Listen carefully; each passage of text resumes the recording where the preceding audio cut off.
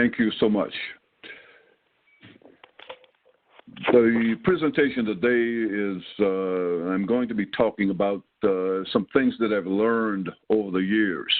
Learned a lot of things, had a lot of challenges, and what I'd like to relate to you today are some of the more important things that I've learned over my career.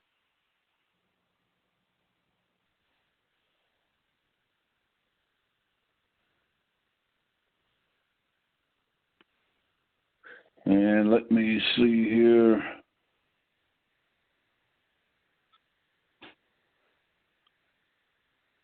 Okay, there we go. Sorry about that.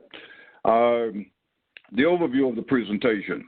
I picked out 12 things that I called my important lessons learned.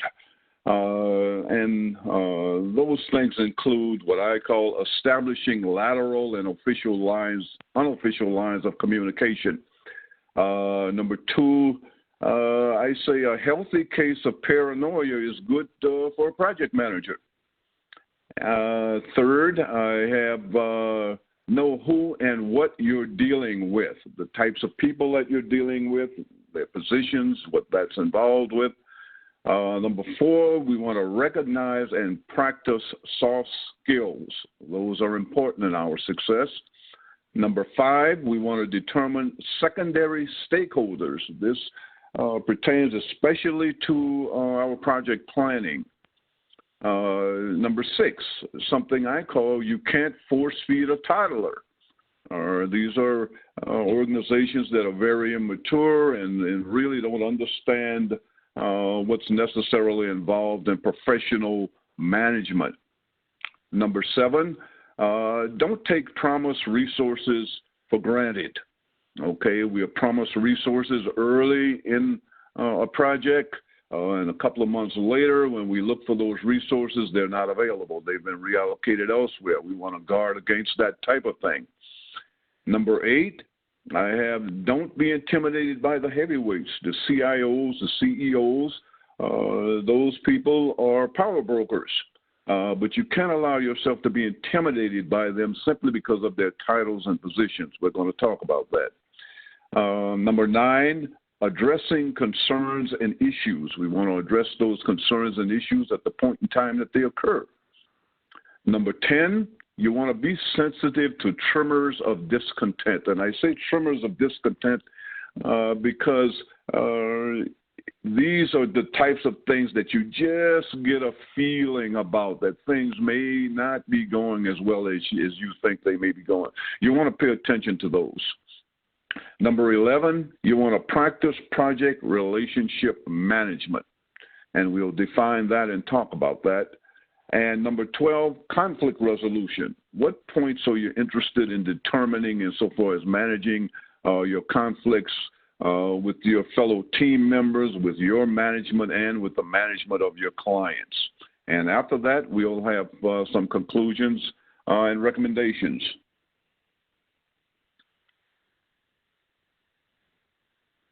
Number one, establishing lateral and official lines of communication.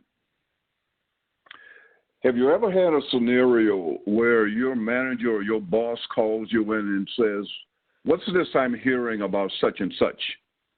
And this is your first time hearing about it. You didn't know that there was a problem. You hadn't heard about anything. And all of a sudden you find out that there's some discontent on the user side. Well, what I'm illustrating here in the diagram is what's really happened here.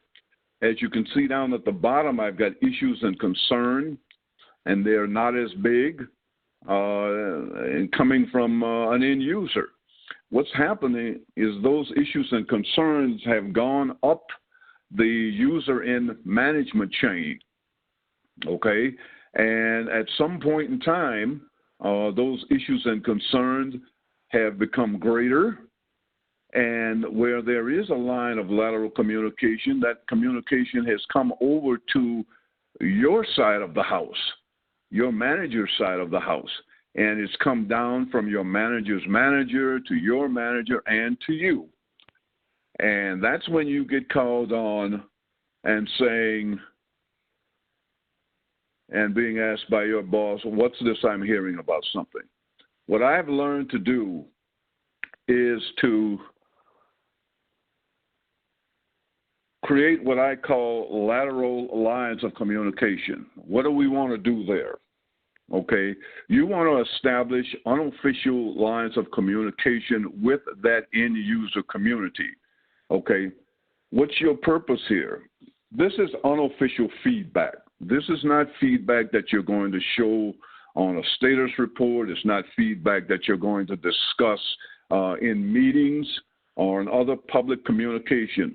This is a rapport that you simply have with individuals on that side of the house. Okay? This is a rapport that you want to develop over time. It's the type of rapport that you want to develop where someone feels comfortable enough with you to pull you aside and say, we're having a problem here. Certain people over here are not content with something that's going on. This could probably be an issue. You want to establish that type of rapport, and that comes again with using those soft skills, okay, and developing these types of communication. How do we do that? How do we establish these lateral lines of communication? Well, you want to listen for concerns of importance from your resource suppliers. We're talking about stakeholders, functional managers, for example, vendors. And you want to remember that their accountabilities plus your resource needs equals their concern. In other words, your project is coming into their area. They have particular accountabilities every day. You're going to need resources and input from them. That's where their concern is, and that's what you want to focus on when you're establishing these types of relationships.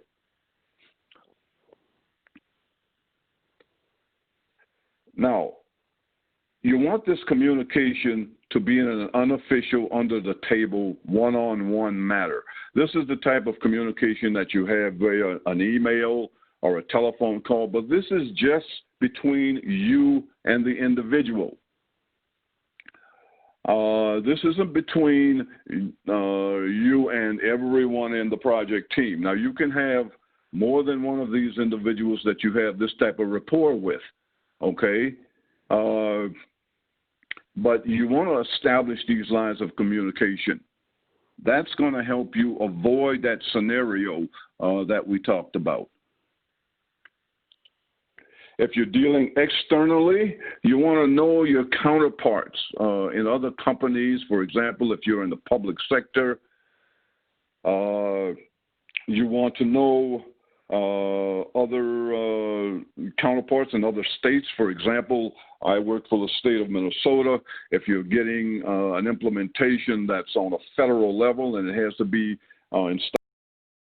Hi there, I hope you enjoyed that last clip.